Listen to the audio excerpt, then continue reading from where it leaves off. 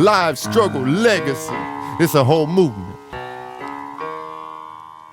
I got you, big baby. I keep the struggle live struggle, live music. Pay attention to how we do it. And so my dog who never made it out. Live struggle, I got you, homie. We break it out, live struggle, live music. Pay attention to how we do it. And so my dog who never made it out. Live struggle, I got you, homie.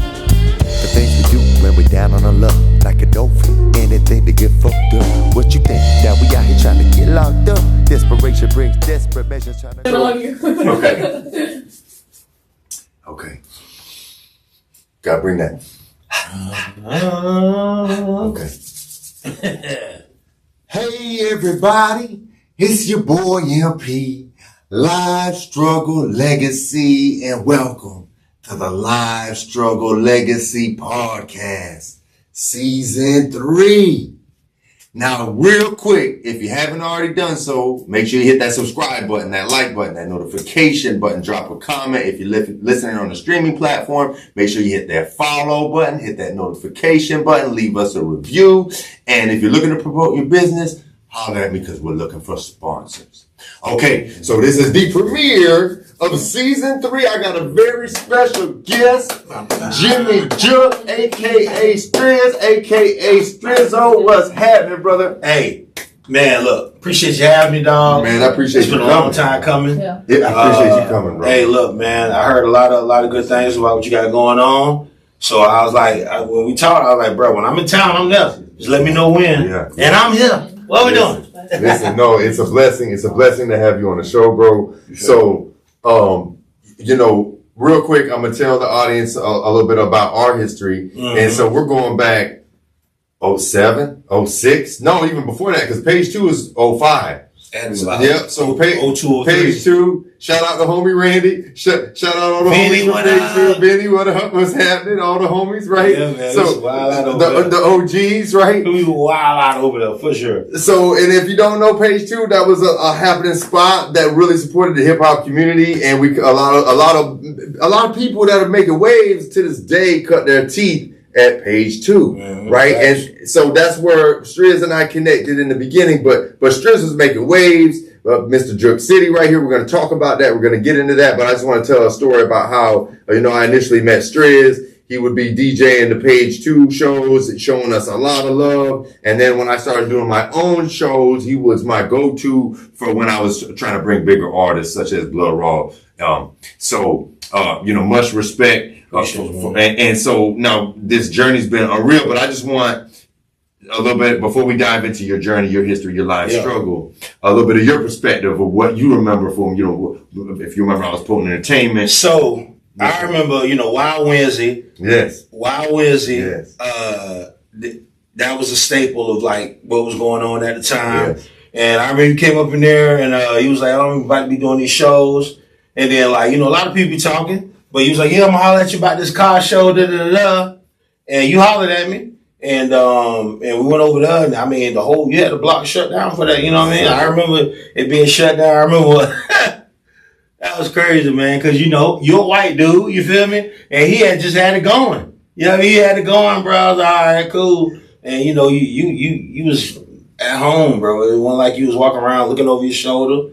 You was out there doing your thing. Everybody pulled up the big boy cars and trucks. Yes, sir. It was definitely a celebration out there. That's what's up, man. For sure. Yeah. Yeah, man. And then after that, I would see you when you perform at page 2 on say like a Friday or something like that. I'd pull up. You know what I mean? So when I went DJing. Yeah. So yeah, man. We go back, man. And then when Doug told me about what you got going on, I looked at it like 2 seconds late. Bro, let's do it. Yes, sir. I mean? That's love, bro. Let's do it. That's love. And not like I'm like, I'm still on the B list, you feel me? No, come on. But I'm still on the B list. No. But I don't do everybody podcast, man. You know what I mean? It's like, some people it's just not good to be in my algorithm with that particular podcast. You know what I mean? Because it's one that I turned down last week, and they just wanted me to come on there and talk about like drama stuff that I know about that I'm not gonna talk about and stuff like that. Yeah, so I'm all about the good vibes, man. Right. Reminiscing, motivating people. Yes, so I'm here. Well, man, that's respect, bro. And so a big part of what I do on this particular podcast, we're a little bit different here, man. We give people their flowers, bro. You know, so that's really what I want to do for you is give you your flowers. But I also have this audience, right? This unbelievable audience that's growing every single day. They're loyal. They lock in. They watch beginning to end, bro. Yeah. And they engage, right? And I already know you got a big crowd. You got a big following, right? A big part of my success with the show was you bringing your people. And of course, you get the DJ that's popular. The DJ brings the people, right? Yeah. And you know, we had an episode once before that said, well, you know, the DJ keeps you coming back. He keeps saying, anybody can be the heartbeat. The DJ the heartbeat, man. Exactly. I mean, like you, the person that's throwing it are the brains. Yes. Right? But the brain can't function if the heart not beating. You not pumping. Yes, bro. So I love that. The DJ, the rhythm. Yeah, man. We the heartbeat. That's why I fight so hard for the DJs. And the respect that we get, you know, abroad is crazy. Yeah. You know, and if we can bring that vibe here in the Bay Area, man, that'd be dope. But we on it. You know, it's gonna take one good opportunity. You feel me? Yes. But I'm like the mad scientist. Yeah, I love it, bro. There's a method to my madness. You feel me? So Striz, so I know a lot of people know you as Striz. A lot of people know you from the Juke City movement, right? So over 100 million streams. This man has over 100 million streams and counting, right? This man is not playing no games. Yeah. But you know, I don't know how far you want to take it. I know my audience. How far you want to take it? We love stories, bro. We love stories. So maybe if you don't mind going back, telling you know a little bit of the history behind Strizzo. How'd you get that name? How'd you get into music? Yeah. And you know maybe some things that the people don't already know about. Yeah. So I get asked it all the time, especially from like you know females who trying to hang out. How'd you get Strizzo? I don't really be telling you, feel me? But so the way that happened was my radio name. I worked at both big radio stations here in the Bay. Yeah. 94.1 used to be 98.7. Yeah. I was one of the first people hired there. And then I went over and worked at 95.7 The Beat. Yeah. Before I put in my 2-week notice. You know what I mean? Yes, sir. Cause everything started popping off. And, but the reason why I put in my 2-week notice at The Beat was because Wild was playing my music, you know, in the clubs. And I had a lot of underground records I was doing real big during the time. And so Third Leg Greg hit me up and was like, hey, we want to bring you to Club Excess on a Sunday, but we can't advertise you as Daddy Stro because you work for the competition. You know, I was a mixer over at The Beat at the time.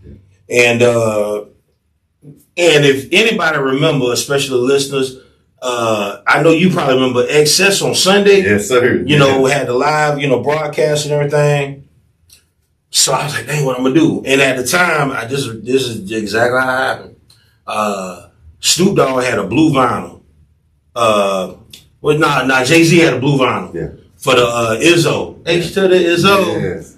So I just took Stro and just added the IZZ in the middle. Yes, sir. That's all I did. Okay. That's all I did. Okay, that's what's up. It was like, and then so when I sent it, because Third Leg was the host on Sundays over there, when I sent him the name, he was like, all right, let's run it.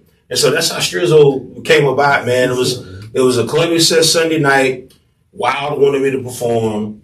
They wouldn't let me be on the flyer or the advertisement because I work for the competition and they're not going to announce your name at the competition. Yeah. So I came up with Strizzo out of the IZZ off of Izzo. Yes, sir. Everybody like, for Shizzle and all this other stuff. Yeah. So it's just Stro and Iz. And locked in. Yeah, that's it, dog. Yeah. That's 20 plus years now. Yeah. Yes, sir. Yeah. So that's how that came to life, man. Okay. And it just took on a life of its own, bro. Because, like, you know, after I did that performance, you know, wow, that they put me in mix show rotation. You know, I had the sweat towels. You know, we had this whole. I linked up with a guy, and you know, he had some investment money. And we really put like a big splash on it where we was showing up, giving out towels, you know, at the time, you know, giving out CDs and everything. Yeah. So, and it just took off to another level from there, dog. But that's how I came up with Strizzo. Okay. But I was obviously DJing before then. Yeah. You know what I'm saying? So, and if you want me to talk about when I started DJing, I can go back to all that. But how'd you get into music in general? Like, what got you into music? And when did it start? So I used to play, you know, youth football. Yeah. My Coach Bean. Okay. On Sundays, he would put us in the back of the truck. We go to the flea market. Yeah. We go to Oldsmar Flea Market, right? And he would collect old cassette decks, right? And I just got intrigued with cassette decks. Yeah. You know what I mean? Yeah. I was like, dang. You know, and then he would just buy them and then he would bring them. If they need to be fixed, he would fix them. And so I'm up there like this, you know, because I'm the only kid. So I would be over there with his son, Smokey, and he'd be up there fixing the cassette decks. And I was like, dang. And then, like, one day he, like, pressed, you know, during that time, you could press the cassette at the same time and it'll play the same. And they can mix. I'm like, so I learned how to mix on cassette decks, dog. Yes. You know what I mean? And so it was going out with the coach on Sundays, and he'd pick up cassette decks, and then, you know, then sometimes they pick up like turntables. It wasn't like no techniques, but, you know, but once I started seeing all that stuff, I'm like, oh, this, you know, I started collecting it. You know, man, look, I go get my little allowance, you know, and I would go and, you know, at that time, you can go buy you like a used turntable for like $20. You know what I mean? And I just fell in love with it like that, man. I made my little thing called a boom room. Yes. I'd be there like, you know, just taking cassettes and mixing different stuff.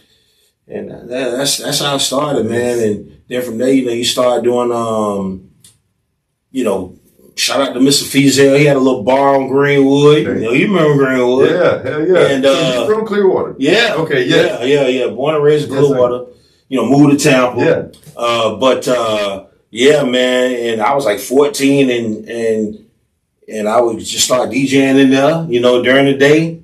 And that's how I started. And my first DJ gig was Maccabees. Okay. But my mom made me work at Winn-Dixie, bagging groceries to get my first set of turntables, right? You know, like I wasn't spoiled or nothing like that. So I really Winn-Dixie on the weekends because I'm number 14. Yeah. And so I got my first set of turntables, and then I got hired, you know, do like a bunch of like backyard parties and stuff like that. Fast forward, all this going on. Maccabees, you know, if you came up in Clearwater, anybody y'all know Maccabees was a staple in the city, right across from the Elks. Yeah. And that was my first DJ gig. And then, you know, we got it popping. And then my homeboy was like, man, you got to go over to Club Atlanta, right? You know, which was Uptown 21. And so this is a real true story, y'all, so no cap. So we went over there on a Thursday night, which was ladies' night. And Sadi, you know, who was the owner, I walk in there on a Thursday. I'm in a small room. He's like, Sadi, you know, he's an African dude. He's like, go on over there and audition, right? And I started playing for no more than 5 minutes. He's like, you know what? You're going to be in the big room tonight, but rest in peace, Shotgun. He's like, you're going to be in there with Shotgun. I'm like, what? He hired me like right on the spot, bro. You know what I mean? So that's how my journey started, man. And then, you know, after that, the Super Bowl, this had to be like 99, 98. Then the Super Bowl came. And then when the Super Bowl came, that's what really solidified me as a D, because you had everybody in town for the Super Bowl, and the clubs was just crazy. And, you know, Club Atlanta was a go-to spot. We had the Rough Riders there. Eve was there. Dragon. We had Eric Trick. Yeah. You know, so that's how I started, man. Just collecting cassette decks, bagging groceries, paper or plastic. Yeah. You know what I mean? Got my first set of turntables with the money I made from working at a grocery store. And the rest is history from there, man. You know. See, man, what I've always had so much respect for you for this one reason, and this is a big part of why I wanted to seek you out for the shows that I was doing, because you know, I'm from St. Pete. You're originally from Clearwater. Shout out Wick City, and so this is a live struggle legacy. This is dedicated to my big homie Tim that we lost. Rest in peace, Big Baby. But he's from Wick City, you know. So there's lots of roots here. But what I'm getting at is you moved to Tampa, so you know, and you talked about the little weirdo shit people do with the funny acting about like this area, that area. But man, it was always love. But you was always about the music. It was always about the party. Whether it didn't matter where you were from, it's Tampa Bay all day, bro, right? What the shirt say? Yeah. Yes, sir. Legend, Tampa Bay legend. So yeah, so I always looked at it as the whole Bay. Yes, sir. You know, because I you know, a lot of people, and it'd be funny sometimes I get caught in these conversations on social media about like, oh, you know, like people claiming I'm from Tampa, and I read the stuff and I'll be like, yeah, I lived in Tampa. I also live in St. Pete, Yeah. but I was born and raised in Clearwater, and it's like I represent the whole Bay. The whole Juke City thing is the whole Bay. Yeah, let's talk about it. Yeah, it's not just Tampa. It's the whole Bay, man. Yes. Yeah, so that's Tampa's well known for it, but we were juking in the bird. We were juking. I'm gonna tell you how Juke City came about, and I'm glad to tell it on this one because nobody really ever asked me. They just kind of, I guess they be figuring like Juke City just came from the clouds or something. I don't know, but so Tampa Tony had Keep Juking, Yeah. and the song was super hot. Got played, and so Tampa Tony introduced us to a whole new sound here in the Bay Area. And it got so hot. Me and Key was DJing at Lookie. We was DJing at Club 112 on Fridays. And I remember just driving across the Courtney Campbell Causeway, and Keep Juking was super hot. And I think I was listening to it on the radio on my way to go DJ because Key would do the early set and I would do the late night. And I just remember calling him up and he answered the phone. It was loud. And I'm like, bro, we just tonight, we just gonna start calling Tampa Bay Juke City. And Key was like, all right, cool. You know, because the music loud. And we just started yelling on the mic that night. And then it just took on a life of its own. What's up, man? I literally thought about it getting on the Courtney Campbell Causeway. And it kind of started a little stir because Tampa Tony was spelling it Jukin and we were spelling it Jook. Yes. So we did this big show at the fairgrounds, and you know, Tampa Tony was like, I'm gonna stand my ground. So he had the picket signs, you know, with welcome to Juke City, but it was spelled Juke. Yeah. And I remember him coming up and he, you know, he had the whole street team, the whole signs, and I remember him walking in, man. And we've always been cool, but you know, we want to stand, you know. Yeah. And everybody said, man, he spelled it wrong. That means like so me and, you know, the Juke that me and Key came up with, it just overtook, you know what I mean? The whole, so yeah, that's a real story. See, and I never knew it Juke. I only knew it Jook. Yeah. You know, but that's a beautiful thing because that's a whole movement to this day, man. Like that was what 20 years ago, bro. You know what I mean? Yeah. And you see, it's still solid, and they just did a Juke video. The you know what I mean? Like sold out. Yes. Sold out. Yes. The fire marshal told us he ain't seen a club that packed in Ybor just recently. Yeah, Yes. it was like 2 weekends ago. Yes. And he said he hadn't seen Ybor packed like that in like forever. 2025 and they're still juking. Yeah. I rolled up and I didn't think it was gonna be that packed either. I think I was telling y'all earlier. I was just like, hey, let me just show up, you know, and it was gonna be a good night, you know. Shout out to Key, you know, Key paid everybody real good and I pulled up in an Uber, just wilding. And I'd already been drinking and I was up there riding in Nirvana, bro. Yes. And the people would move out the way for me to get through the little back, and then they gonna just jump on the dude Uber and start singing and everything. I'm like, yo, but the line was all like on both sides, the VIP line. It was crazy. That's what's up. It was crazy, man. I think Key said at the end of the day he did around In and Out like over 3,000 people. Yeah. It's crazy. So the juking still strong in the city, in the whole Tampa Bay. It ain't never went nowhere. Yeah. See, the thing is this, like, people get to misconstrue, man. They're like, you look at like the internet, you look at all the Atlanta music and all this other music. So people be thinking like, that's what it is. And they try to run away from the movement. And everybody, especially if you're a dude, right? Dudes be trying to be hard, you feel me? And then so they try to run away from it. I ain't dancing. Bro, if y'all that came to Juke Fest, y'all would have seen dudes in same dudes that be in at a Lil Baby concert. They smoking they weed. I didn't see them smoking weed inside the club, by the way. So no. But they vibing, just like if you at like like say a Lil Baby type concert or a Boss Man D-Lo concert, but they was joking. Yes, sir. Yes, sir. See, I And- love that because that's what's missing from the scene now. Instead of people, Yeah. bunch of people, you know what I mean, mean mugging and Yeah, you know, right. the music is what brings people together. Yeah. Man. It's the- Yeah, I'm about to bring it back, dog. Yes, I'm yes. about to bring it back. Like it ain't never went nowhere. You know, like my stream. Yeah, oh yeah, you know what I mean. Like the streams speak for themselves, man. Yeah. They do what they do. You know, I get tagged by people all around the world now. You know, I don't like TikTok, man. I really don't like TikTok. But I got over 22 million streams on TikTok. Yes. They pay the least. How you have 22 million? Anyway, that's a whole nother conversation. So yeah, talk about these streams because overall you got over 100 million streams. Yeah. So let's talk about that. Yeah. I mean, the songs, you know, you figure if you was growing up and you was in middle school or high school or Run us whatever. through the catalog, bro. Yeah, man. Oh God. So if you look at where does it start?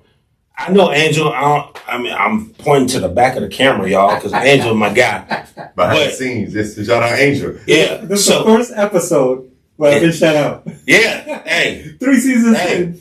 because you have a large impact in Yeah, I'm mine. tripping. I should have been. Hey, I should have been. Shout out Angel because none of this would Hey. happen if it wasn't for Angel Soto. So Hey, Angel played a real big Respect, part of yeah. my journey and everything. But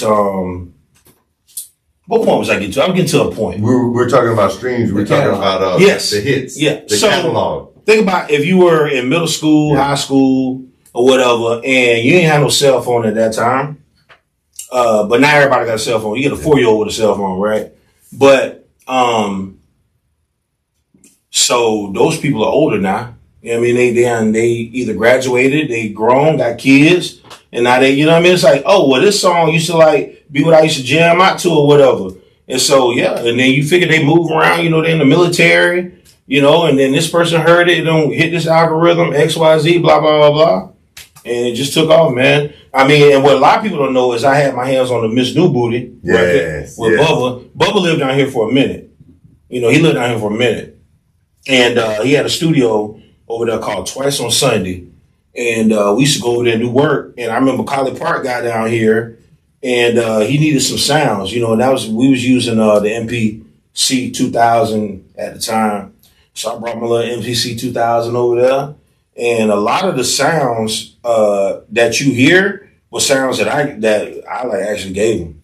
That's what's up. Yeah, you know what I mean? So then like a lot of people don't know that, and like, you know, like different like sequences and stuff like that we was going through. Hey man, you know, how would you do this sequence? How would you do this role? XYZ. So they just, you know, they gave me co-production credit on That's it. what's up. You know, which I got my platinum plaque. Yeah. So yeah, Miss New, and then, you know, full circle, you know, Bubba was the first artist I toured with. Okay. So yeah, I get the whole, and then we still do festivals together. So tell us about touring, man. Tell us how you broke out Tampa Bay and really started getting on the road and what that was like for you. Oh man, I'm about to give y'all the real story. Yeah. Excuse me. So, Busted Wide Open was a big record, right? Huge record. I think to this day, from what I heard, it was like the biggest independent record that came out of Tampa Bay to this day. That's what I heard. Yes, respect. And the record got really big, but as we all know in this room, when a record gets so big in Tampa, everybody that known us the longest, right? Like we everybody homeboy, right? So we all homeboys, right? So it's like, you know, no matter how big you get, we still homeboys, right? Now, it's different in Atlanta places. Like when they say, oh, well, why isn't it, you know, Atlanta, da, da, da. The difference is when you homeboys in Atlanta, they take their homeboys and catapult them to the moon, right? Yeah. In Tampa, when you the homeboy, it's like, dang, man, so you want that much for a show? You know what I mean? It's like, Yeah, bro. so what happens is, even though we're the number 17 market in the country, it hit this point of where well, you can only get so big, right? So then when you go in the club, yeah, the club is still sitting there, you know, to give you bottles, whatever, da da da, you know, but the people that can push the button, they call the people that can, you know, really catapult you, pay you, do whatever, they just don't, they let you get to a point, and like, bro, Busted Wide Open was like, top 50 on Billboard. We had, and the way it went is we had a big strip club night over in Clearwater at 24 Karat, which is closed, thank goodness, because the owner got greedy. Yeah. I ain't gonna say his name, but so I'll never forget it. Shout out to Blaze. You know Blaze. Everybody know Blaze. I know you know Blaze. You don't know Blaze? Man, my memory. Either way, so all them Georgia, but him and Bubba, Colt Ford, all them, they all grew up, around LaGrange, Georgia. We sitting having first Tuesday DJ meeting. We was at Whiskey Joe's. Okay. We was sitting around the fire pit, bro. And Bubba just so happened to call Blaze. And me, I'm just like, like if you're on the phone with somebody and you be like you say who it is, I'm like, oh, tell him I said what's up. So Bubba was like, man, put Striz on the phone. Right? So I got on the phone, he's like, bro, like, I'm ready to get back out here, start touring. Bustin' Wide Open is a huge record. Can we use Bustin' Wide Open to introduce Miss New Booty on tour? Bro, this was like a Tuesday, bro. I'll never forget it. It was the first Tuesday in 2014. First Tuesday in February 2014. I got the picture and everything. I'm framed one day and everything. Yes. Either way. He was like, man, but I need to know because I got this band and like none of them get along. He was like, man, so if I could lead them home and, just us go, I was like, all right, well, let me think about it. And at the time I had the strip club going. We was making a bunch of money off the strip club. And, man, look, I pulled out a Whiskey Joe's, hit that little U-turn, because I'm back on that side of the water now. And, man, by the time I got to McMullen Booth, over there, that area, I was like, let's run it. I took a little bit of, obviously strip club money, but it was just, I remember just sitting up in the club, man, just like, it was like pulling teeth. Even though I'm getting played on the radio every hour, it's like you want more, especially when you get married to this thing, you know what I mean? It's like you want more, you know what I mean? Like, look how big this damn studio is, you know what I mean? It's like, and you're like, yeah, man, I'm about to get 3 or 4, you know what I mean? It's like, you want more. Yes. And, some people are very, cool with just being in a strip club every week. They cool with that. I wasn't, dog. I'm like, man, I'm seeing the same people walking around here every week. The money was cool. You had big dreams. I had big dreams, dog. And when Bubba gave me that opportunity, it was supposed to be just for the spring, right? So I told him, and then we flew into Chicago the next Friday. It was cold. It was real cold, man. I remember, dang, this is what it's going to be like. But it was only supposed to be for the spring, man. But we went out there and rocked so much. And I messed up the first night. You know what I mean? Like in the shot. Yeah, I messed up. You know what I mean? But, he was like, Striz already, whatever. Yeah. But we was only supposed to do like 8 shows for the spring. And the last show we did was like at Auburn University. And it went through the roof. I think Chingy was on that show. And next thing you know, Bubba was like, man, let's just keep it going. And, if you know Bubba, he's that type of dude. He's just a cool dude. Like, man, let's keep it going. And, I mean, then he wanted me to be his tour manager. Okay. So then I started being his tour manager. Then we started going around the world. Man, we used to see some crazy stuff, man. But my whole perspective changed when I started traveling around the world with him, man. Bubba, I mean, I'm so in debt to him because he showed me so much, you know what I'm saying? Like, he showed me the world. That's what's up, man. On somebody else's dime, you know what I mean? Like, stuff that, like, if you wanted to go, you have to save up for years to go to these places, and I'd be in these places. Yeah, I would rather be in some of these places longer, but you in places that, like, a lot of people never get a chance to go, and we just there to perform. And then from there, you're shaking hands. And what I would always do, artists, DJs, producers, when you go somewhere, shake hands, get the contact first before you start partying. That's all I would do. That's how I built my whole, right now I got over, 11,000 emails, and that's literally just shaking hands, give me an email, it'd be the first thing I say. Then after we get that, let's get drunk. Yeah. You know what I mean? So what was the most memorable, in terms of the tour, like when you talk about international, these places, give us an example. I'm gonna tell you my whole mindset changed about this world. Period, bro. You remember this had to be maybe 2016, 17, and remember a dude from North Korea, Kim Jong Un, Rocket Man. They call him Rocket Man, right? And I'm in Guam, right? So they was talking about starting this war, right? Nuclear war. And as we over there, it was the Sheik that brought us over there. So I'm over there with Bubba and Petey. And so the Sheik brought us over there. And as we over there, they got like this whole like bomb. They doing bomb, like drills and stuff. I'm like, you know what? Let me just get right. You know what I mean? So I go to a Buddhist. Talk to a monk. Temple.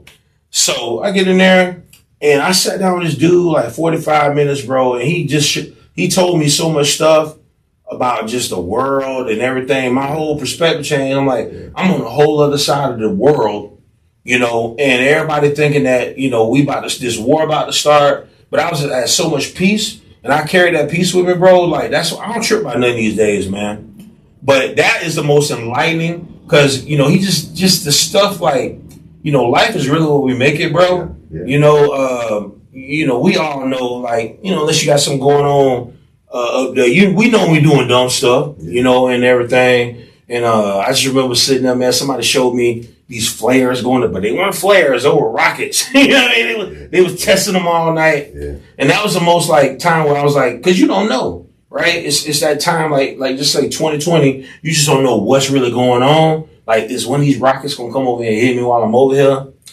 They didn't. And it was this whole, a meeting over there because I was there like the week that who was it? Trump went over there to talk to him. And so they had all these planes, all these fighter jets flying around and stuff. I'm like, what is going on right now? But it happened, and I guess, the war did not happen, obviously. We didn't get nuked or anything like that. I think that was all like whatever, just I hate all them politicians and dudes and everything. But my enlightening moment came then, bro. I have way more fun moments, but that came then when I was like, yo, but then you out there in the music bring people together, man. Yeah, man. See, that's what's on my mind the whole time you're telling me this. I'm thinking about what you were doing out there, bro. Yeah. And you think about how you can change the world. Yeah, music. Music, man. And bring people together, all different people. You could be speaking different languages. Bro, you go some places, bro, legit, they speaking not one lick of English. But as soon as that song come on, they know. Yeah, I mean, we ain't picking at none of y'all Asian folks or anything, but yes, that's how. But yeah, and it's like music, like no matter what anybody going through, like the tour, I was just on with Jelly. The whole narrative was music can heal. Yeah, man. Let's get into that, bro. So how did that come to be? Oh man! So maybe some of these people don't know that Striz been on tour with Jelly Roll. So tell us about Jelly Roll. Tell us about. I don't know if people know how big Jelly Roll is. Yeah. And how long y'all been rocking. So let's. So I knew Jelly when he was just a rapper. Yeah. And when he was just rap down here like Gasoline Alley and places like that, and so he a megastar now. Talking to his publicist, they're like, do you know Jelly Roll's name is like the second biggest name in cereal now? I'm like, no, I didn't know that. You know what I mean? But now I know.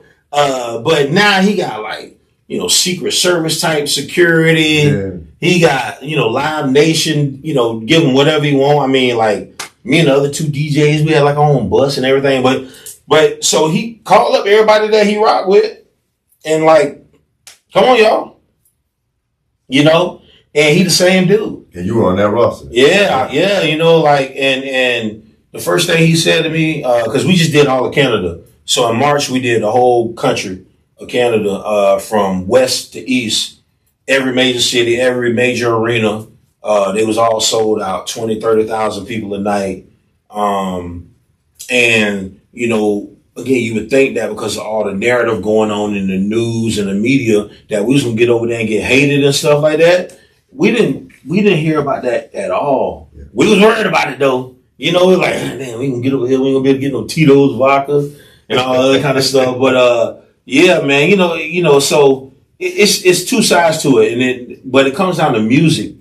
Music just does something, man, and it brings people together. You singing, you see people crying. You know, it's just the first thing Jelly said to me when he saw me in Canada, bro, was, Street, see how God brought us back together? That was the very first thing. I'm walking up the dock, and he had just finished like working out, because every day he work out, play ball or something, and he was just walking in, and so I'm walking up, and he was walking through the side door, and before he even got dressed and came to the green room and talked to me, that was the first thing he said. I'm like, bro, it's crazy. And it's just because music just brings people together, man. If people would just like, you know, get together with their favorite song and just turn up, you know. But yeah, me and Jelly go back, man, and I remember Jelly when he had the bus that didn't have the AC that worked, and he had the stand up AC with the doggone tube going out the window, you know, so the water could drip out. Oh man, and just to see, and all he had to do, bro, was just decide to start singing. Yeah. You know, stick with it. Just start singing, man. He was singing on tour. Bro, I remember now. I ain't gonna say the amount of money, but I remember the tour that we did with Yellow Wolf, bro. And you know, I was Bubba's tour manager at the time, and the money I was paying Jelly, bro, was like, it wasn't a lot of money though. But he just took that money and he sold merch, and then he just kept it going, bro. And like to see where he at now, I mean, you know, he making millions, bro. Yeah. You know what I mean? I ain't getting into no numbers, but that's a beautiful a night. You know what I mean? You know, and it's crazy, man. It's like you just gotta stick. We was talking about this earlier. Just keep your foot on the gas. Yeah. You keep your foot on that gas, no matter like what kind of problems you run through, it's gonna happen. It's gonna happen. You know, what happens is a lot of times people like stop. Right? You take your foot off the gas, and then now you done left the car there on the side of the road when all you had to do was fix the car. Or you know, and that's an analogy. You feel me? Yeah, of course. But if you put your foot on the gas, man, everything ain't gonna always be popping. Everything ain't gonna always be popping, man.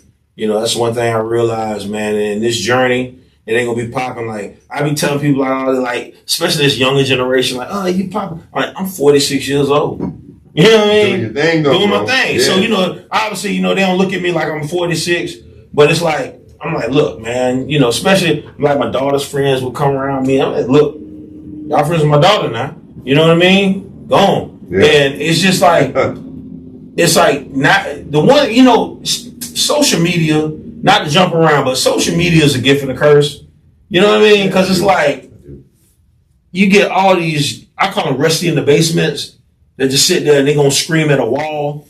You know what I mean? I love that. Rusty in the back. Yeah, they rusty in the basement, and they just scream at a wall. Couch. Yeah, and they just sit there and scream, and they scream the loudest. You ain't gonna never see them at a concert. They not gonna ever support anything, but they got the biggest opinions. You know what I mean? And it's just crazy because if you listen to them, you'll quit, right? And they will make you think that, oh, you know, you're too old. You got to be young. You got to be this. Now with streaming and with social media, the good thing about it, look at TikTok. TikTok gave middle-aged women a whole nother like, you know what I'm saying? They started dancing in the backyard and stuff like that. Yeah. Some of them are like legit famous. Yeah. You know what I mean? Yeah, soccer moms. Superstar. Yeah, it's like, bro, you don't have to. You can be whatever age you want to be, bro. See, bro, I got this philosophy with age because I'm 40, bro, and I'm in my youngin'. Yeah, bro. I feel like, because to me, age is an energy, right? It ain't a number. It's an. It's a mindset. It's a mindset. Yeah. And when you got, I mean, bro, we can say, oh, we're this age, that age. No, bro. When you still bring that same energy you were bringing to those shows. I bring more. You know what I'm saying? Because like when you out there doing it like that, you gotta live different. You gotta hydrate. You gotta like. You can't be because it did slow me down one time where I just wasn't eating right. I'm just like whatever, and it scared the mess out of me. You know what I mean? Because I was like, I had too much sodium going on. And, you know, once you sit there, I remember walking out of my hotel room and I couldn't even like make it to the elevator, dog. I like the intern had to come up and get me. I'm like, come get me. I was just sitting on the ground, and then like just cause like I ain't want to look crazy, like people walking up, and I'm just sitting there trying to be cool so I can cross my legs and shit. But I'm like, I can't walk. Like I was, and after that, bro, when they tell you like you had a heart failure, you know what I'm saying? Yeah, nah. It's like you got all this going on. Yeah. I had a heart failure, bro. It's just because I had too much sodium going on. And my kidneys just wasn't turning it over fast enough, bro. And so this was for a sold out show. I'm still cool with all my nurses because then when I went back, they all came to the event and everything. But yeah, it'd be when you out there doing it and you're a little older, you can't get toe up at 12 noon no more.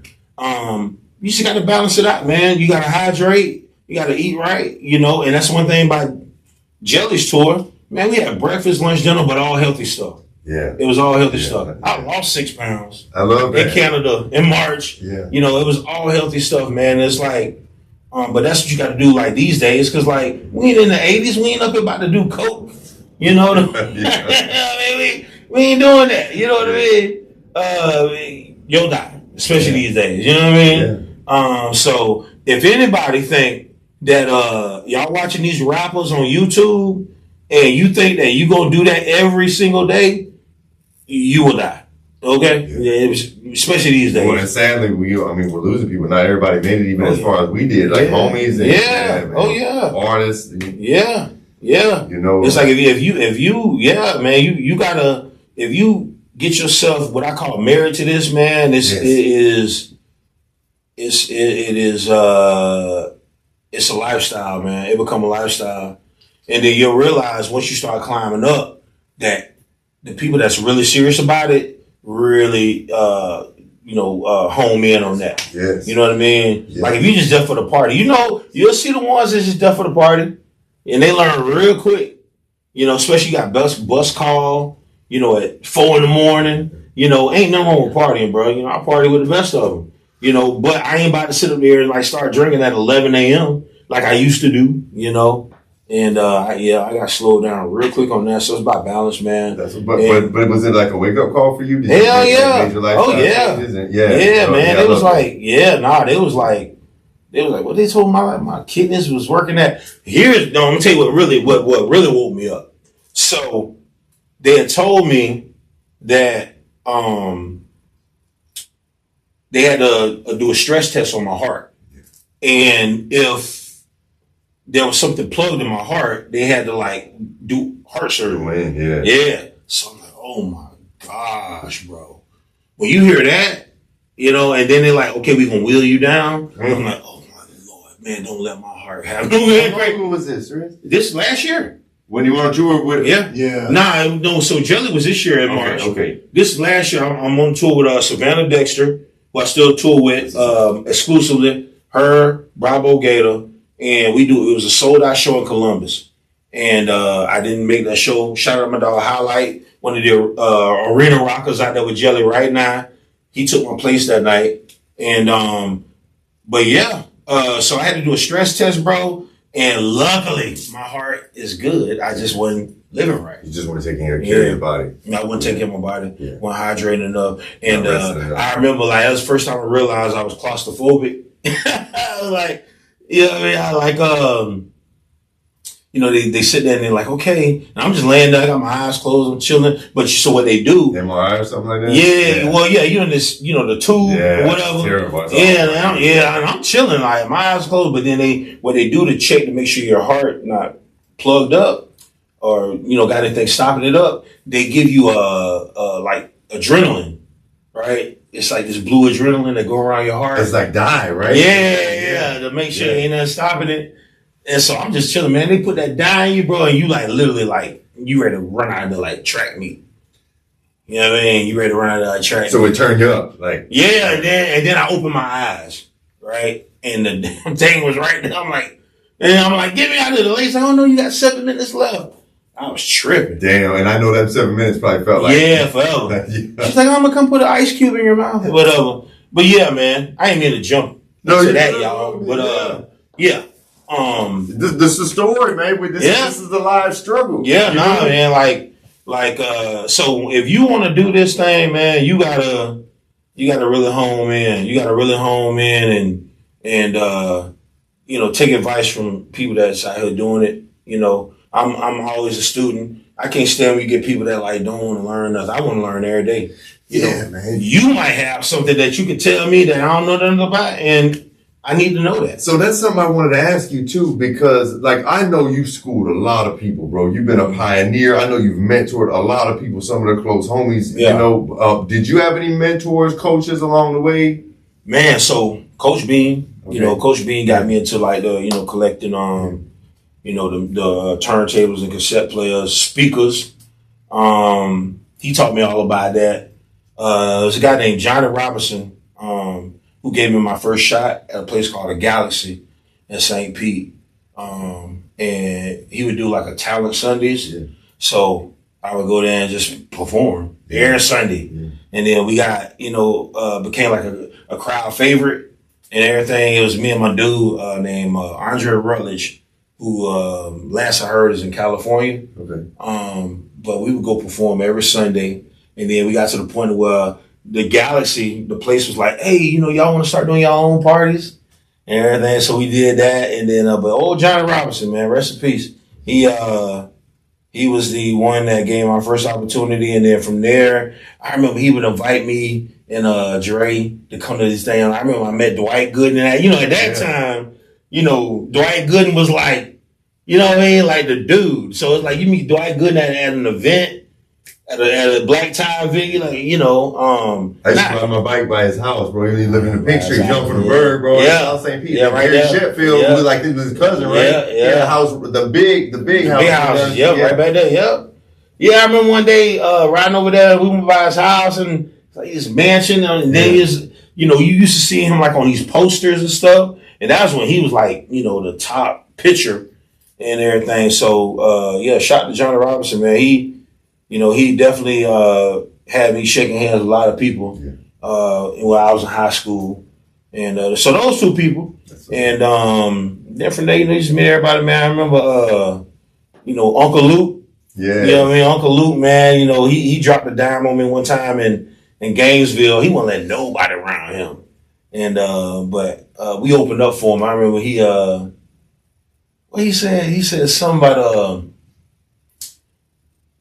somebody raise the roof. It was somebody raise the roof, man. He's like, everywhere you go, you better raise the roof. And I was like, all right, cool. And then he obviously made raise the roof like 10 years later. Yeah. But you know what I mean? Like, so yeah, I done rub shoulders with so many people, man. Like I've met a lot of people. I met Eminem. Yellow Wolf was Eminem's artist. Yeah.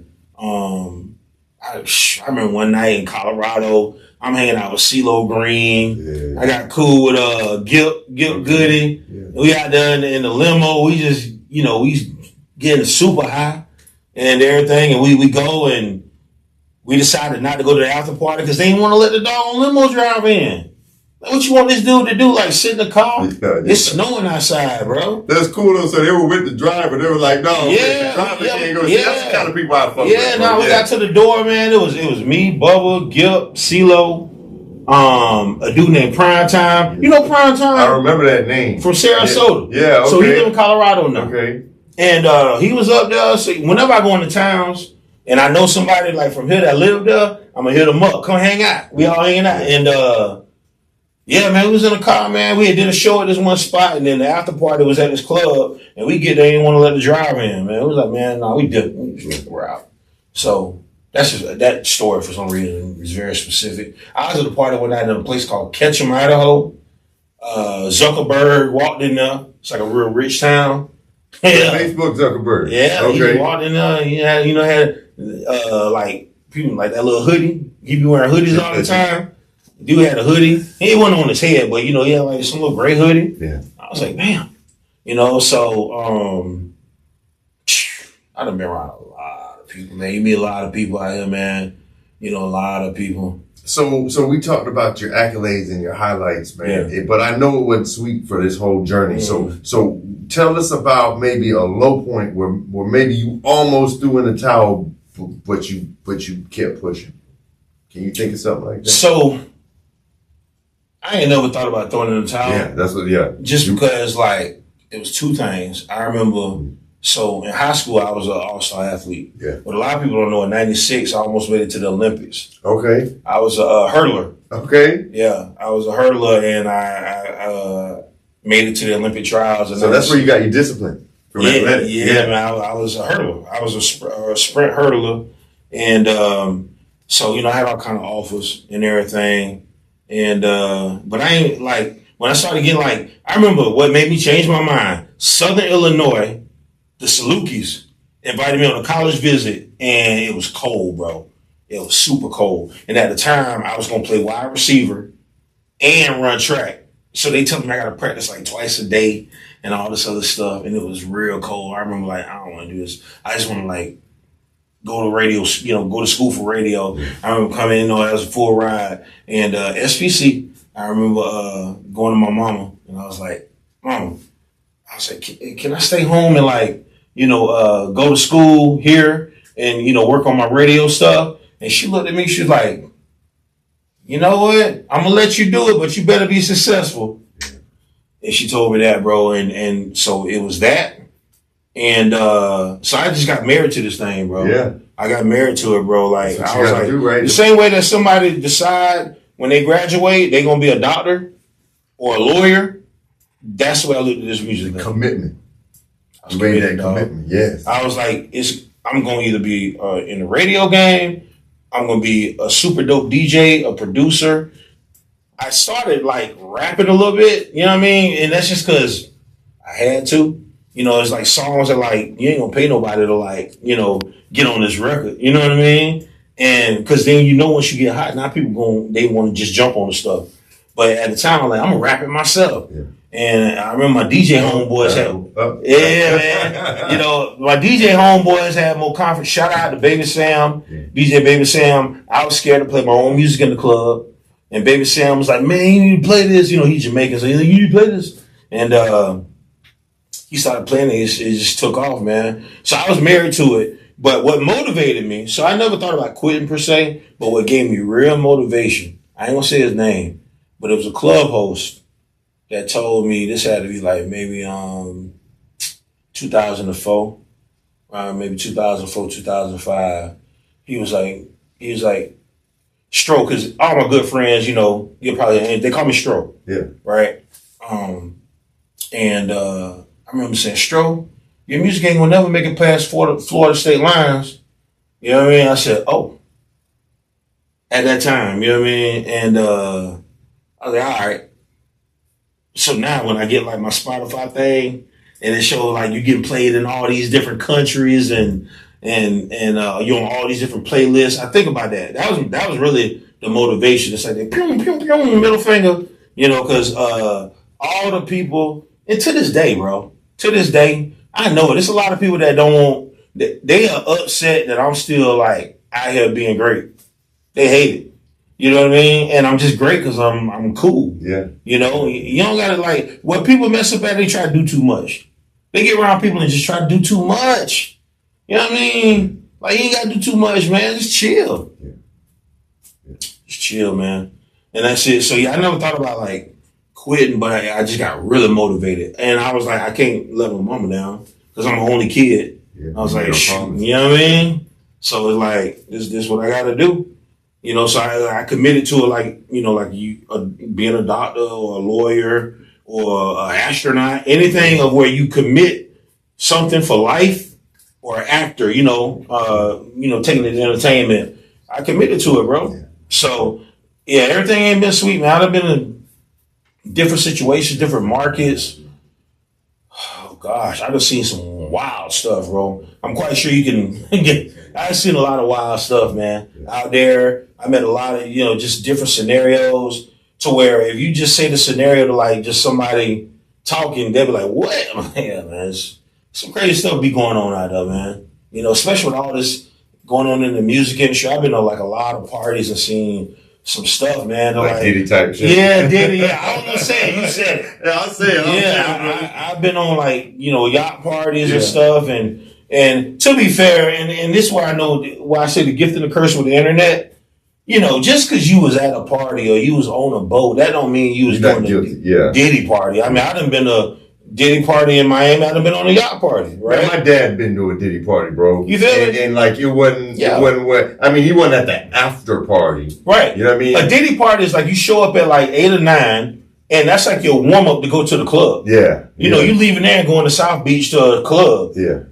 Okay, good night at the house and you gone. Whoever stayed back, whatever. But what I'm saying is that not just that, I've been to parties like the Playboy Mansion and just places where, you'll see a Kardashian just walk by. You know what I mean? Okay. You know what I mean? And I mean, I don't know how they got all these athletes and everybody going crazy, dog, because they weren't even really all that to me, bro. That's just my opinion. Yeah.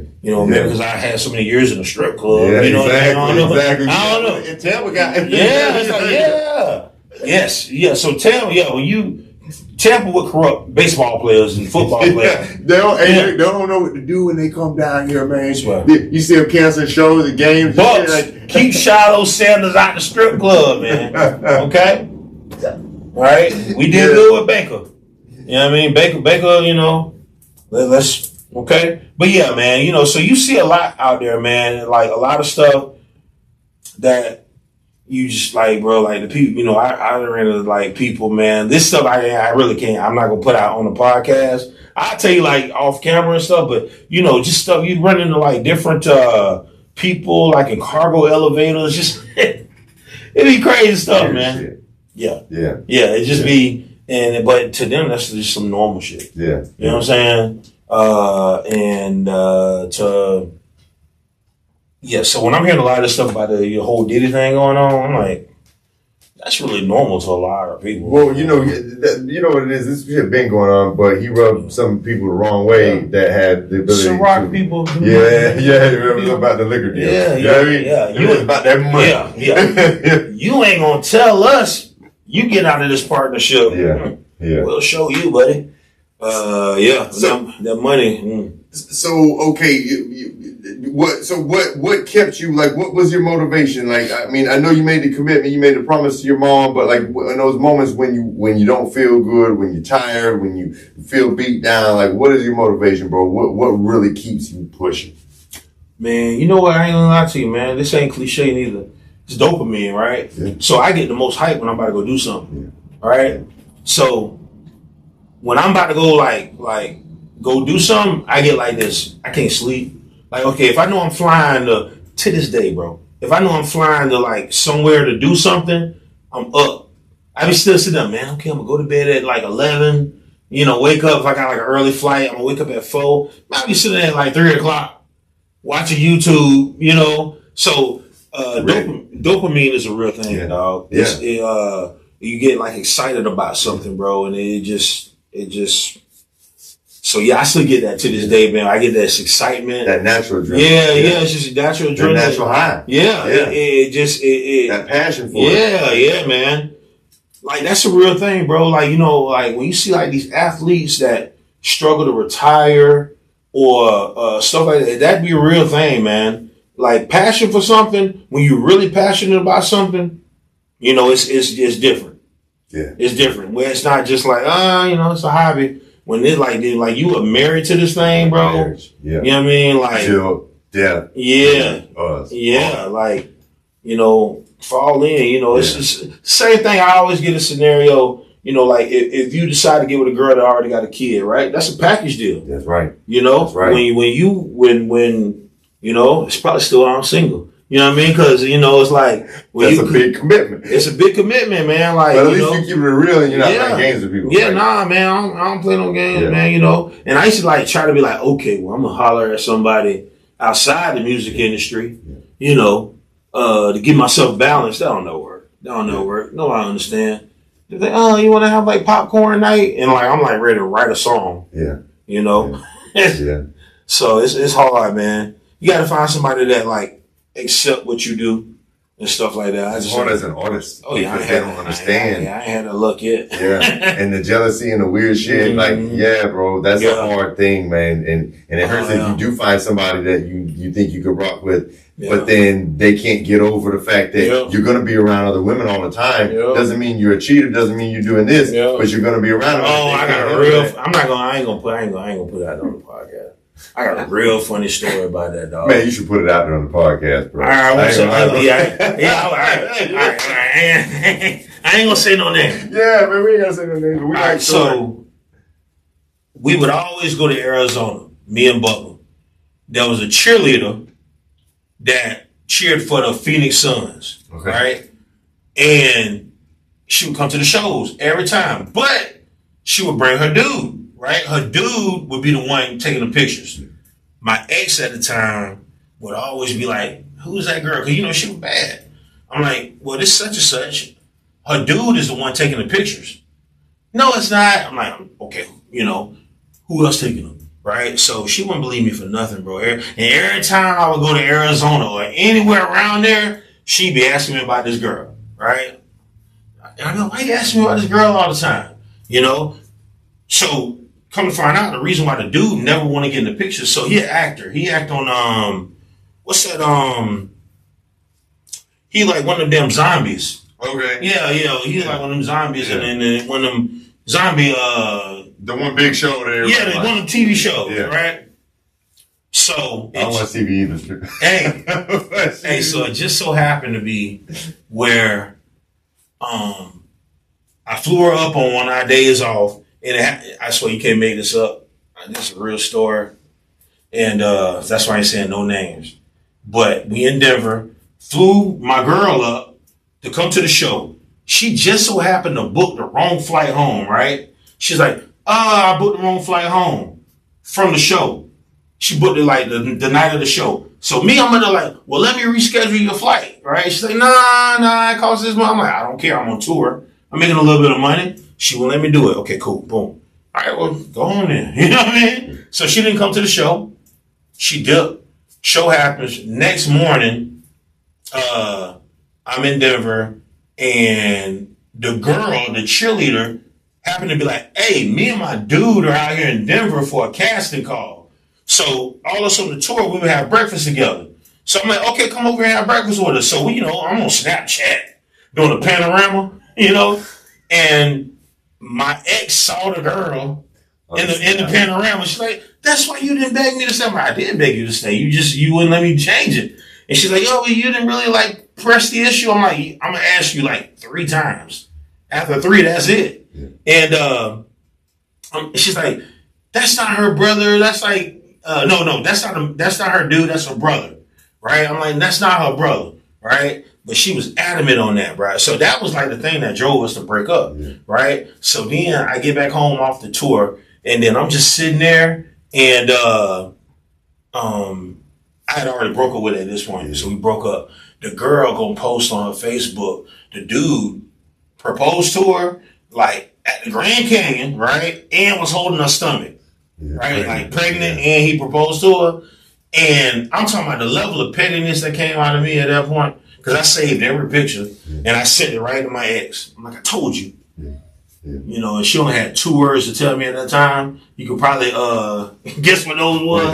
Because she was wrong. 4-letter, 3-letter? 2. F-O. It was like she was wrong. To this day, she admitted it. But that's like the thing when you try to talk to somebody that doesn't do what you do. They don't understand. The girl was a cheerleader, and she just loved, Miss New Booty. That was like, during that time, every cheerleading squad was dancing to Miss New Booty. Yeah. So when me and Bubba would go places, especially cheerleaders or dance crews, they would want to come to the shows. Yeah.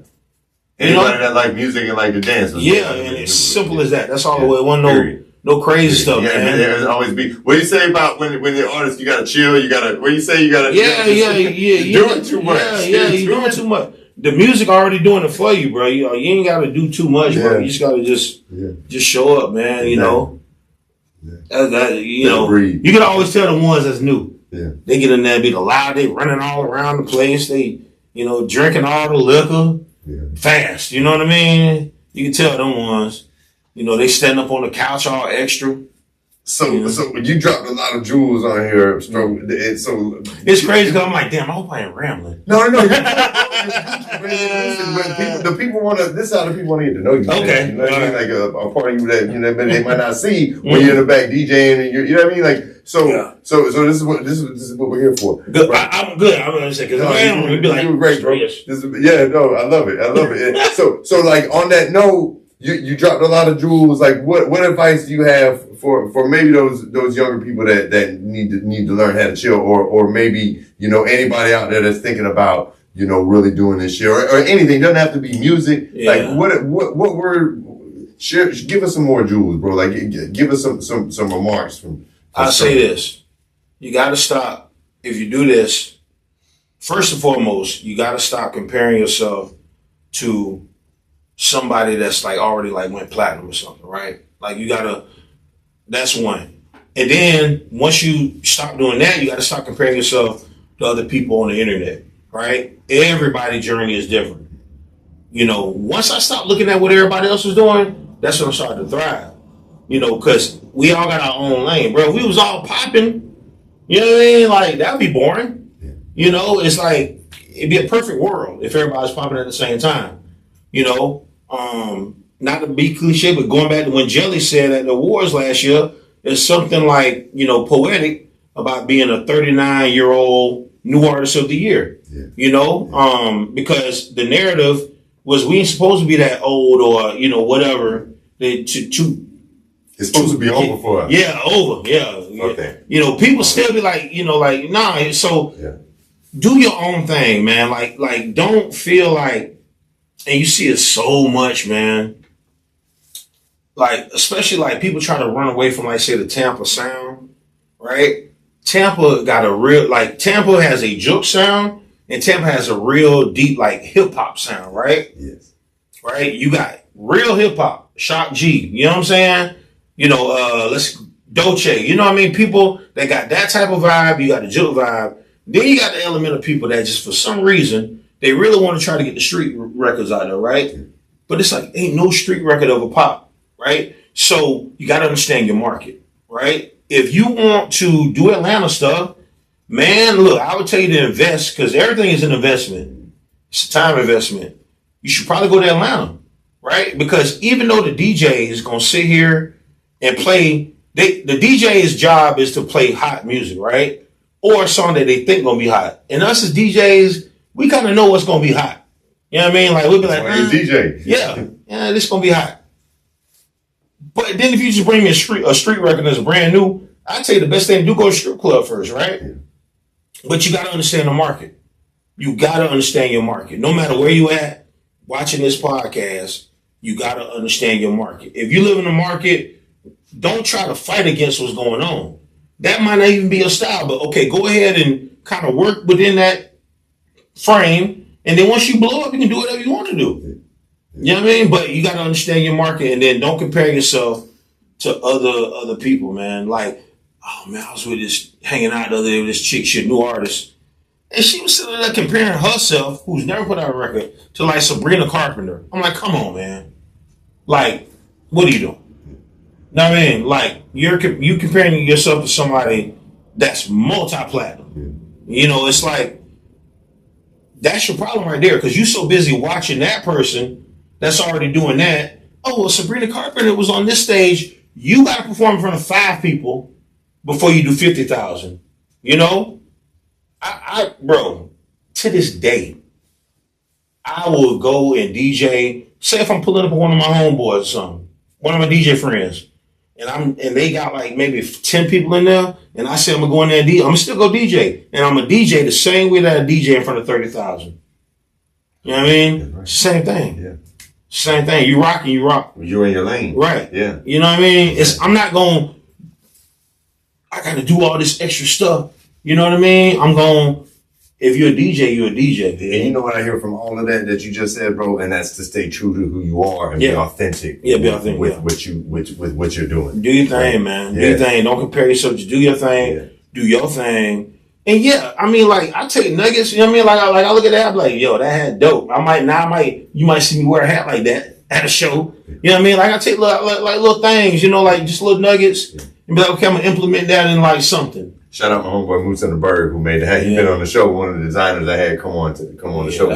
So if you want something custom, holla at my boy. Me one. Yeah, so I'm gonna plug Moose and the Bird. I know you watching, bro. Yes. Yeah, nah, but yeah, just do your own thing, man. Like don't compare yourself, man. Like that's where you will like completely mess up right there. You know, take nuggets from everything. I call it seeds, man. Just grab a seed, man, and plant in your own garden. Yes. And water it the way you water it, but where you gonna like that's just like me sitting there like people coming to me all the time now, man, he about to be the next Lil Jon. Lil Jon is one of like the people that I look up to. He's still out there in his mid-50s selling out Vegas, right?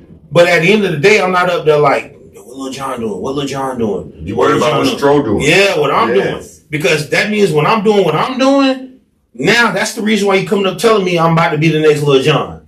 You know what I mean? Because I'm over here, you know, focused on that. And like the placements that people been calling me about, oh man, if I get one of these like artists, because you know, people, you know, especially when you're drinking, like, yeah, man, we need to do a song. But once they go in the studio and really make it, then it's gonna be like, okay, you know, Mama made it.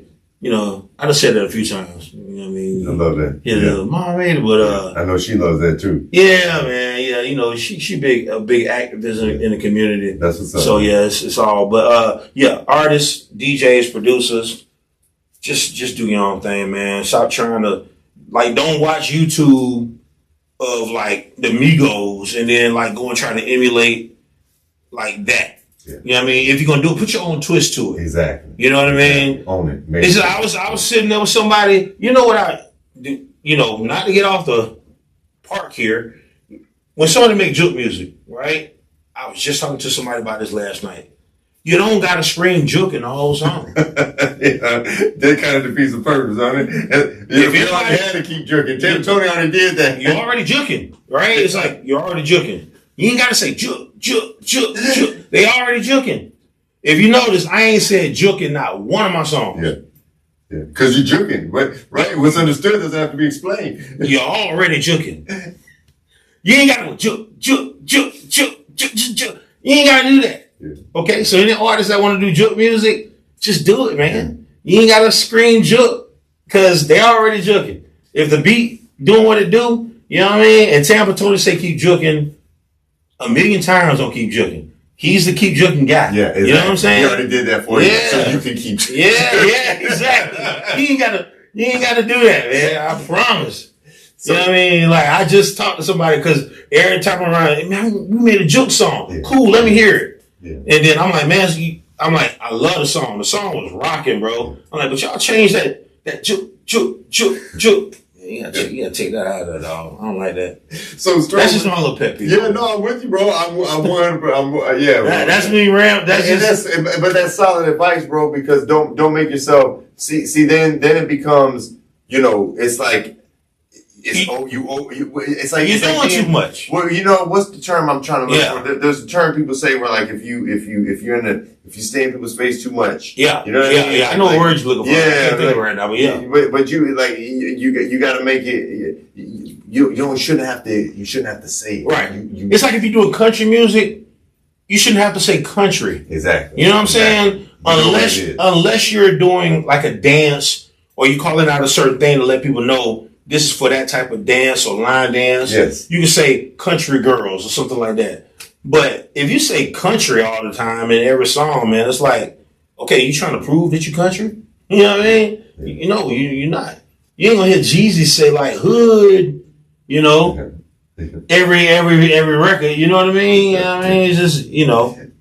So, yeah, you already like make a band. You only had to put on for the city one time. You don't got to put it on the city. Right. You know what I mean? It's like, we juggling, baby. So, bro, I know you got a lot of cooking, right? Mm-hmm. And so, you know, and now if you got like projects that you're not trying to spill the tea on just yet.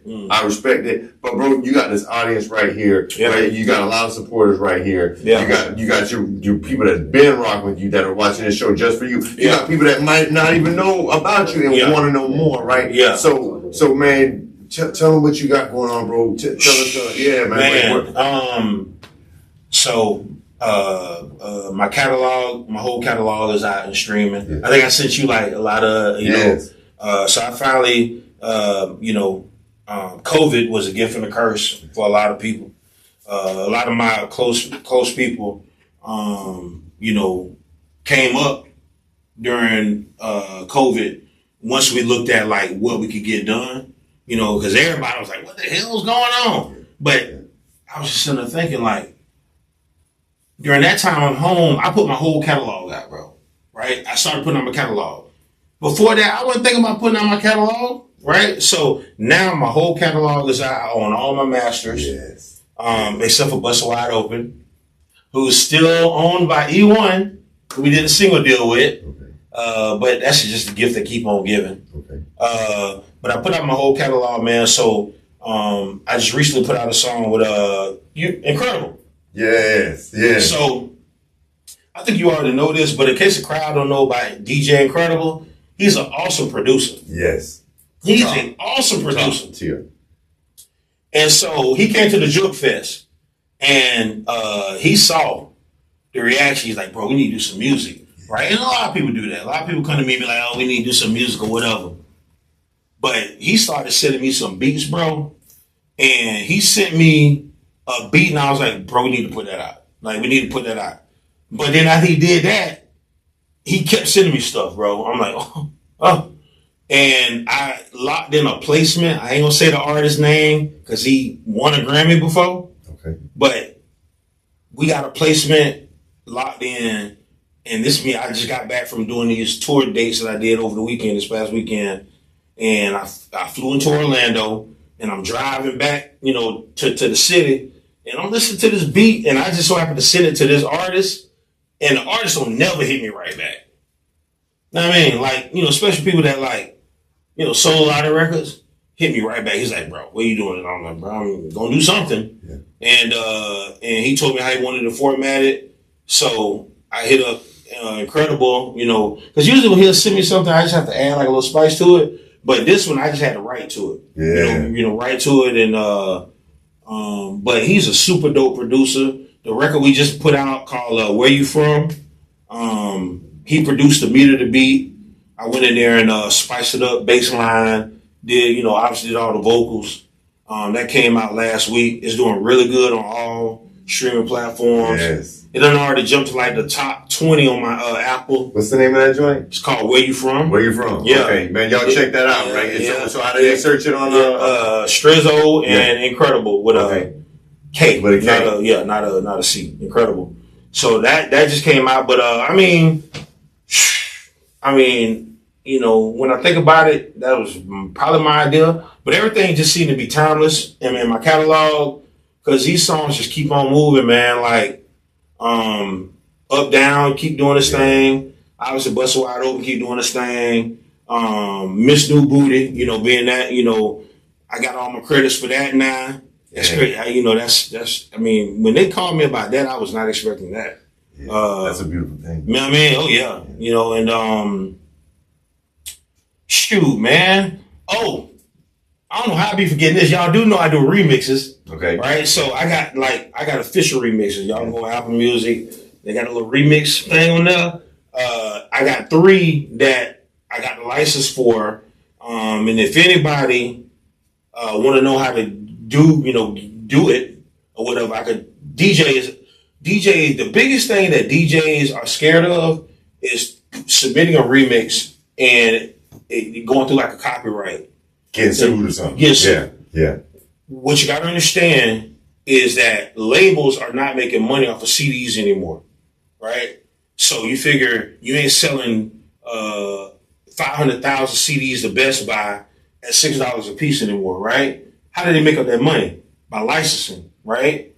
They do licensing. So now you'll do what's a remix cover, right? And then they taking 9% of that a year. Now, imagine the number of producers or artists that re-sing something, and you collected 9% a year off of all those people, right? So that's how they get yeah, their that's how money. they do it now. So as long as you cross your T's and dot your You I's, gotta label it right. You can't use their likeness. Like you can't be like featuring Michael Jackson. You know what I'm saying? You can't do that. You know what I mean? But you could definitely go in there and put like, I got approved for that Sting, Every Breath You Take, and I'm paying them 9% a year. and we can find that on. Oh yeah, all the remix. Apple Music, Spotify. Okay. I did an Afrobeat remix just because.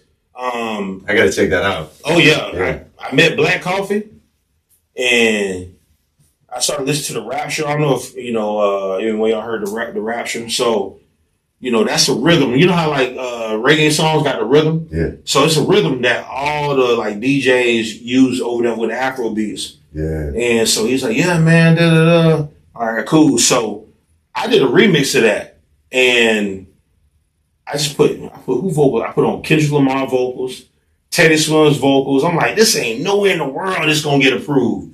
So we sent it, we labeled it right, and everybody approved it, dog. Okay. To the point to where it started doing so good, I'll show you the radio spins on it. Apple Music emailed me directly and wanted to do an exclusive, right? Yeah. And so I'm like, nah, but then they offered me a nice little chunk of change. And I was like, okay, so Apple Music has exclusively on that now. Yes. Yeah. Okay. See, give y'all some game if you soak it up. I hope y'all soaking this up right now. Because Yeah. this man putting you on game that people don't tell you about this type of thing right yeah, so Apple Music, so DJs specifically, Apple Music has something called DJs, DJ mix, right? And if you get approved for a DJ mix, you can put out like a DJ mix. Yes. You know what I mean? Okay. Yeah, so that's what it is. It's a DJ mix. And, they only let certain DJs put them out. I don't think it's not available for all DJs. Okay. But I got a DJ mix out there now, and it's Afro beats, and it's jamming all around the world. And produce, do your remixes, put them out. I've been saying this, like all my DJ friends, put your remixes out. Don't be scared to put them out. The worst thing they can do is say no. Rihanna told me no. Jack Harlow told me no. A few other people told me no, right? But you keep trying. Guns N' Roses told me yes. Okay. You know what I mean? Sting, the Police told me yes. The Michael Jackson estate told me yes. Okay. You know what I mean? And when they put that official remix square on there, it's one of their official remixes. You know what I'm saying? So, yeah. Y'all go on Apple Music, you'll see the square. So, man, okay. So, I know we can find you on all streaming platforms. Strizzo, Strizzo, right? Mm-hmm. Okay. Now, your socials. Strizzo. Okay. So, everything's Strizzo. Mm-hmm. Okay. Okay. And you got a website? I do. Okay. You know what? I want to touch base on that. Because I think Angel might know the person that might own Strizzo.com, and they will not release Strizzo.com. What? You know what I mean? That's they sitting on it. You got yeah. internet squatter on your shit right now. He might know the person. They sitting on it. Trying to charge like $20,000 for me to get it. Either way, JookCity.com. Okay, JookCity.com that's you. Yeah. Okay, Yeah. www.jook. Yeah, JookCity.com. Okay. That's my official website. You Strizzo on all social media, STRIZZO. I got an exclusive merch deal with Amazon. Okay. So y'all can go on Amazon. You got the Tampa Bay Legend. You got regular Legend if you're not from Tampa Bay. You got the Cash App Legend. Because a lot of Cash App legends out there. You know what I mean? What's your Cash App? Yeah. People that use Cash App is like their bank account. Yes. Yes. We got, I'm just moving it, man. I'm doing a lot of touring. Got a lot of things I'm not going to announce that I can't announce just because we're on like Live Nation and stuff like that. But a lot of global stuff coming up, man. A lot of touring. Any tours you can tell them about? Yeah, so right now I'm on tour with Savannah Dexter. Okay. And Bravo Gator. If y'all have not heard of Savannah Dexter, she's the #1 female in country rap. But I get so confused about the country rap title. It's rap. Music is music, right? It's regular rap. Okay. I mean, they not. They're like, hey, no rap. They're not doing that. She rap. She rap. Yeah. Like the intro song that we do on the tour, FU2, she's rapping, bro. Okay. You know what I'm saying? The beat sound like some Plies type. Okay. vibe. Oh, so it's real rap. Oh yeah. Okay. Oh yeah. Like she just released one today called Bend That. She snapping. Okay. You know what I mean? And so I'm on tour with her right now. I mean, we selling out venues left and right. They let me do my thing. It's crazy because like they just let me do my thing. Yeah. You know what I mean? And they just stress. Yes. You know what I mean? So I just hit the ground running. They trust me. You feel me? It's like whatever I say we should do, we do. You know. And so I'm on tour with her right now. We got dates all the way now to August, and then we're gonna take a little break, and then we find out about this big tour that I can't announce if we're gonna do it then. If we don't do that, then we're gonna stay in the States and then do the United States in the fall. Or I will say the country though, Australia. Okay. Yeah, Australia is what's gonna get locked. Okay. We just waiting on the right people to say thumbs up, and that's it, man. So I'm just touring. I'm about to do some festivals in August with Bubba. Can I announce the name of it? Of course. Tacos and Tequila Okay. festivals. Yeah. I'm doing a few of those with Bubba. So we did a few last year. So we got locations like you can drop the promote, bro. This is, you know what I mean? Like, tell them. Yeah, so here we go. I don't know the locations yet because I got to look at like when I'm available. Okay. But yeah, I know it's definitely gonna be. They got like, But Tacos into Tequila is the name of the event. Yeah. Okay. and you It sounds like got it's gonna be they get like Luda be headliner or like Ti. Okay. So they bringing all the big like popping artists that Yeah. was popping in the early 2000s, and you got like 50,000 people in an open field. Kind of reminds like a Wild Splash or something like that. Yeah. And they do that like in all the different places and stuff like that. So nationwide. PDB on there. Yeah. That's the first time I met Kid from Kid and Play. Okay. You know what I mean? Real quick story about that. Yeah. So we rocking in Dallas, and he don't got the tall thing no more. But so they got the go-karts that's taking us back and forth where we're going or whatever. So they kind of time it. They be on time too. On these festivals, like at 7:30, you off the stage, right? So I get off the stage, and he getting a ride on my go-kart. I'm getting on the go-kart, and he was like, "Man, bro, he was rocking up there." I was like, "Dope." Like, but I ain't look at it like, you know what I mean? Hell nah. Then I'm like, and I'm dapping him up, and I look, I'm like, bro, what the hell, bro? You like one of my childhood heroes. Yes. Yeah. Bro. Yeah, I'm like, bro. Like, what? This is Kid. Like, bro, that's like me, Michael Jordan, dog. Yeah, bro. Yeah. You know what I'm saying? Like, bro, I'll tell you a crazy story. The white guy.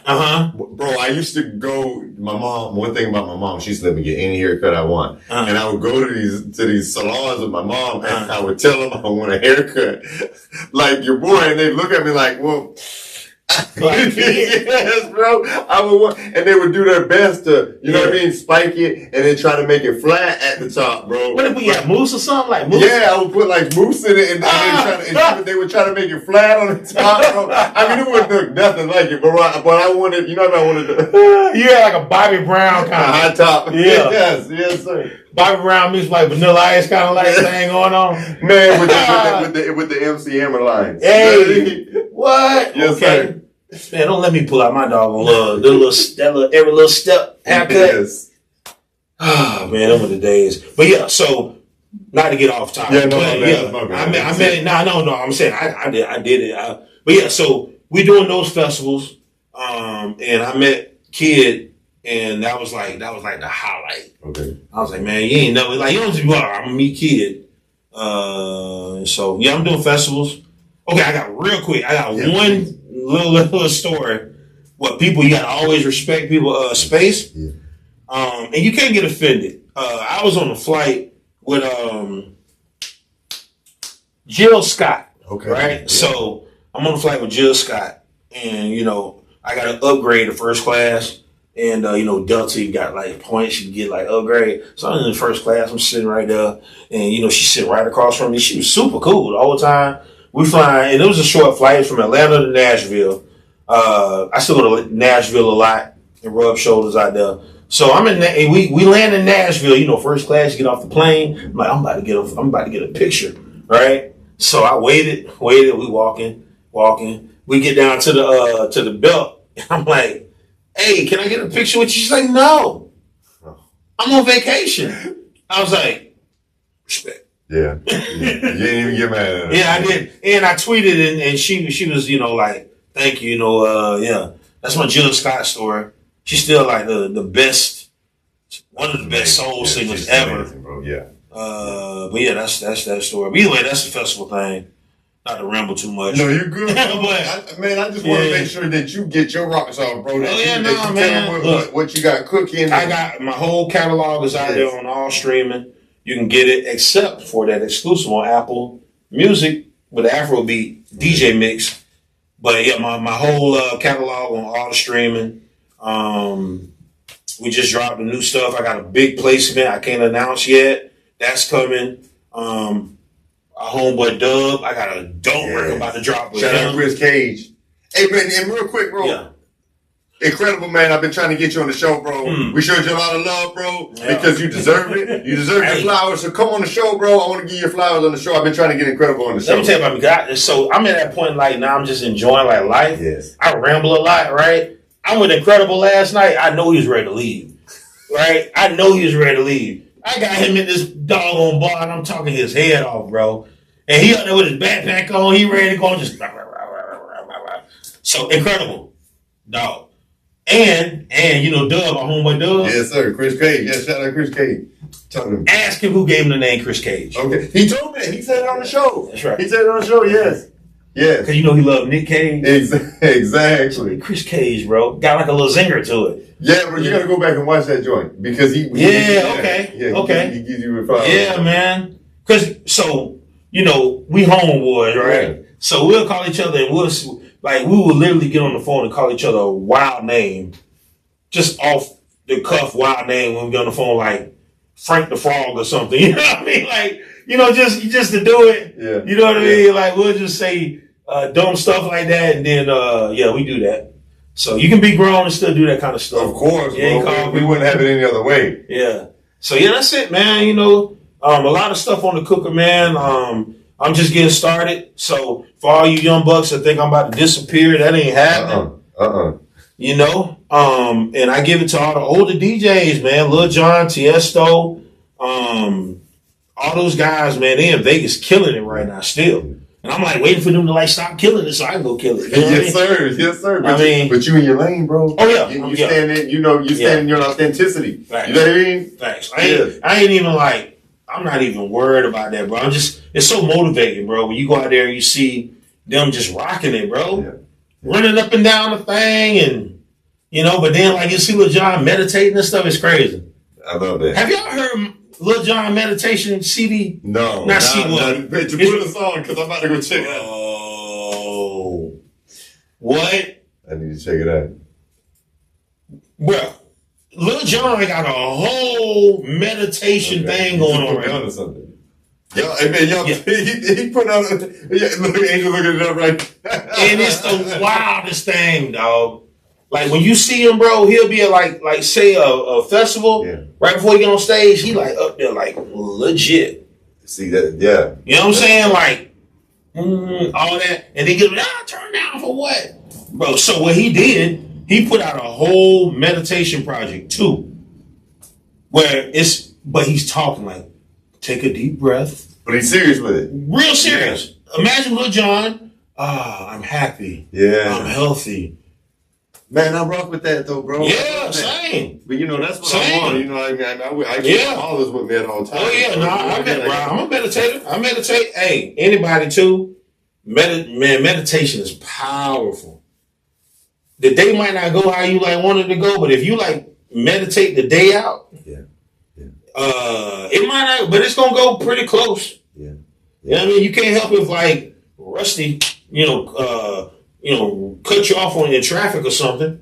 You know what I mean? Rusty. You know what I mean? What you call him? You know what I mean? Rusty in the basement, yeah. Rusty in the basement, yeah. Yeah, that's like my ultimate villain. Yeah, Rusty, you know what I Rusty in mean? the basement, yeah. Yeah, man. And that's how you gotta counter the Rusties in the world. You Yeah. gotta meditate it out. Meditate, man. Breathe it. Yeah, You know what I mean? Did you see it? I'm telling you, bro. Dude got a legit, like how he was like when Andre 3000 walk around with the flute. Yes, yes. Lil Jon, just like that, Oh, bro. I'm on it, bro. He I'm on it. legit. I'm gonna check it out on my way home. Oh man, he all about that like meditation and stuff. Yeah. It's crazy, bro. Yeah, like for real, Like he out there like he do it for real. Like you know, like people like sitting there like doing it for real. Like he would be Indian style and yeah. Yes. So shout out to Lil Jon, but then he get in Vegas and turn down what in all the festivals and he bring it. He bring it, man. He bring it. So they motivate me. And then you see Tiesto out there doing a pool party.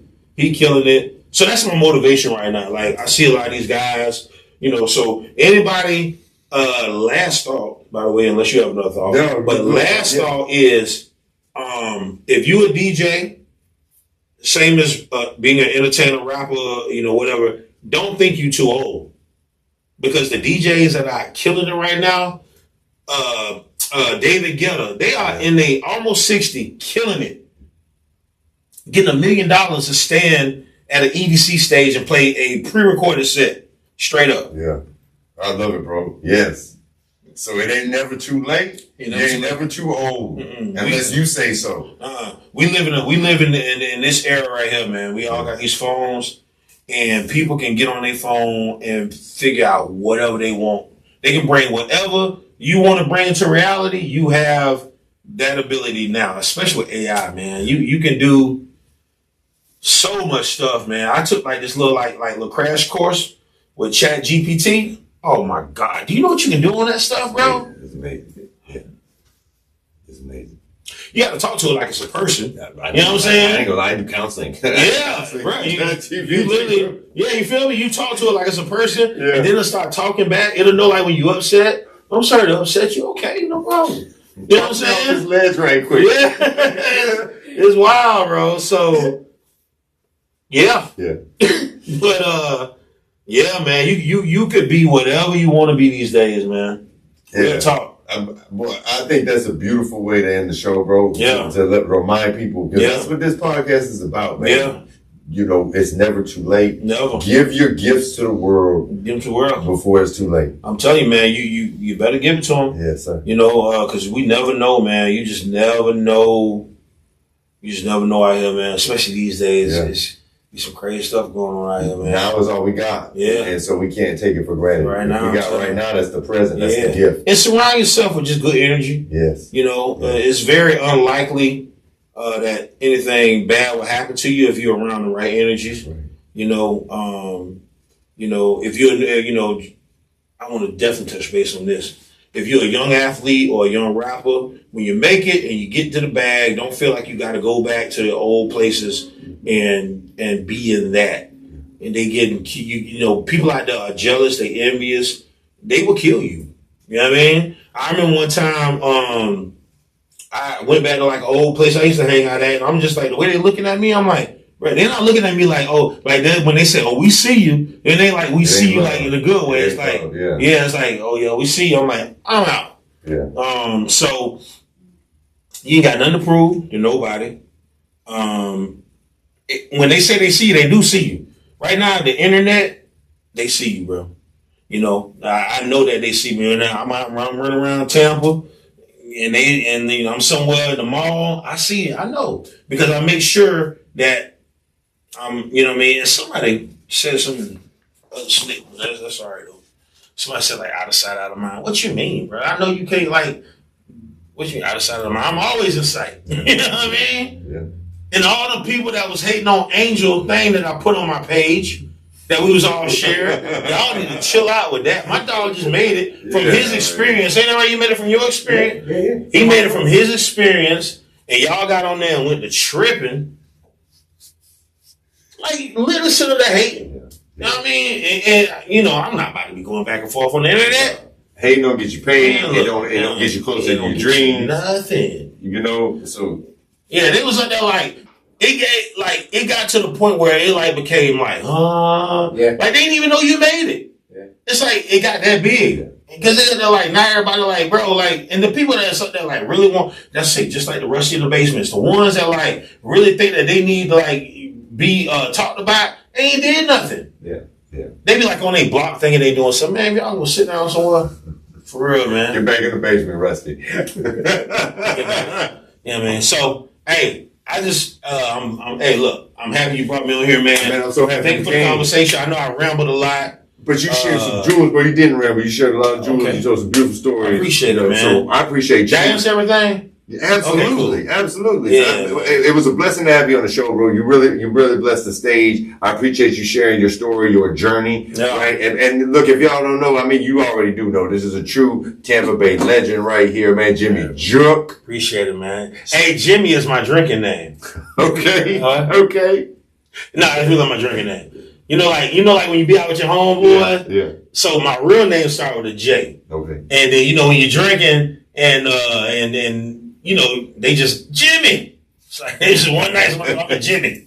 Like yeah, and you know and it's just Jimmy. Since then, and this was in the early 2000s, like right when I first started my Facebook. So it was like when I was like really going hard, you know, in the clubs, and somebody called me Jimmy.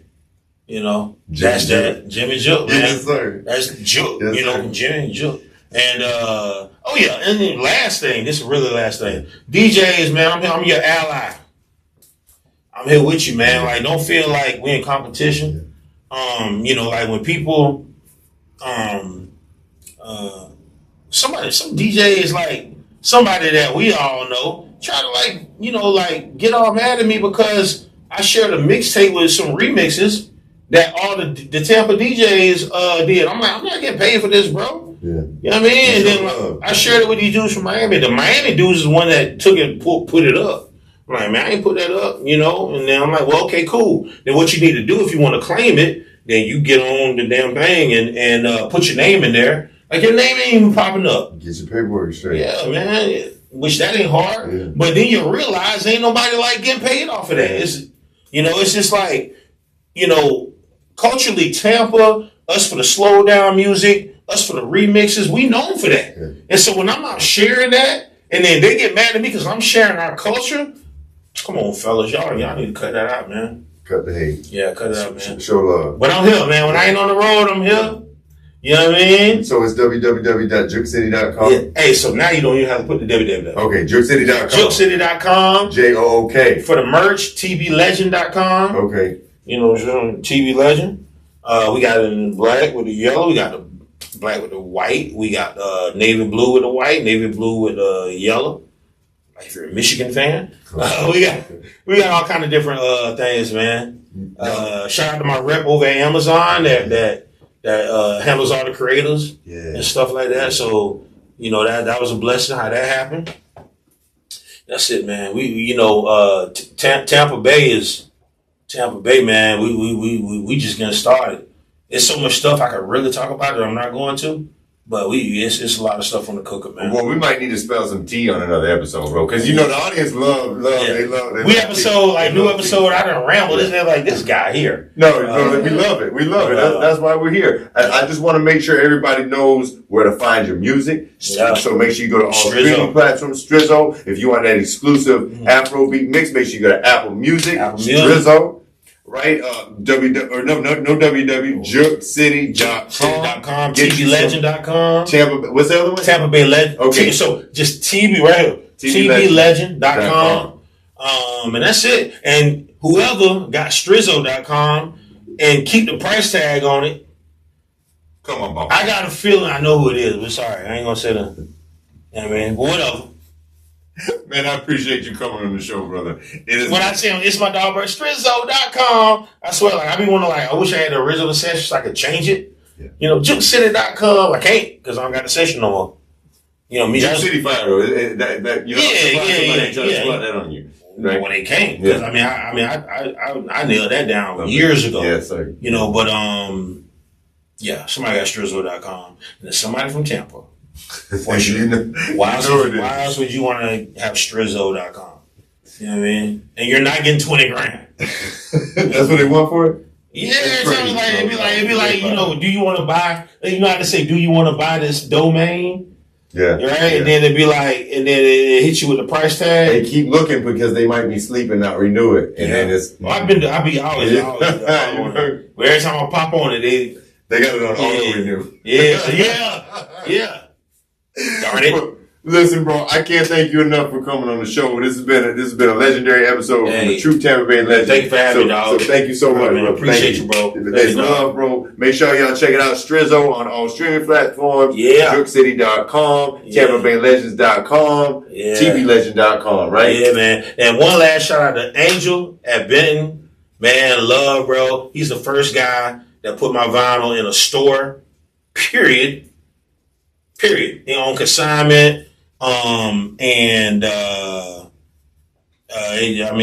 could just go on forever about Angel and all the stuff he did for us DJs. Well, I'm going to piggyback off that, too, because we wouldn't be doing this podcast if it wasn't for Angel Soto. Shout out, and the new place is dope. Yeah, absolutely. It's dope. So if you have not been to Benton Media Lounge, make sure y'all check it out. You could record. You could do photography. There's event space. I mean, make sure y'all check it out. Benton Media Lounge. Angel Soto, we wouldn't be doing this if it wasn't. AKA Tyler Perry of Tampa. The Tyler Because he might have bought a whole Perry. lot. It's Live Struggle Legacy. I appreciate everybody checking in. If you haven't already done so, make sure you hit that like button, that subscribe button, drop a comment. Let's get active in the comment section, start a conversation. If you're listening on a streaming platform, please make sure you hit that follow button, hit that notification button. Please rate us. If you're looking to promote your business, holler at me. We're looking for sponsors. It's Live Struggle Legacy with the Tampa Bay legend, Strizzo! Yes, sir. We building pyramids. At Autism Acceptance All-Stars, it's more than awareness, it's action. When you sign up at the AAAS.org, you join a movement for acceptance, inclusion, and real impact. Don't miss our Memories Delivered program. We bring professional photographers right to the homes of autism families, capturing genuine moments in the comfort of their own space. Becoming an All-Star is free, but the difference you make is priceless. Visit the AAAS.org today. Be seen, be heard, be an all-star. If you'd like to promote your business on the show, please DM us for sponsorship opportunities. Thanks for tuning in. We out. Live Struggle Legacy. It's a whole movement.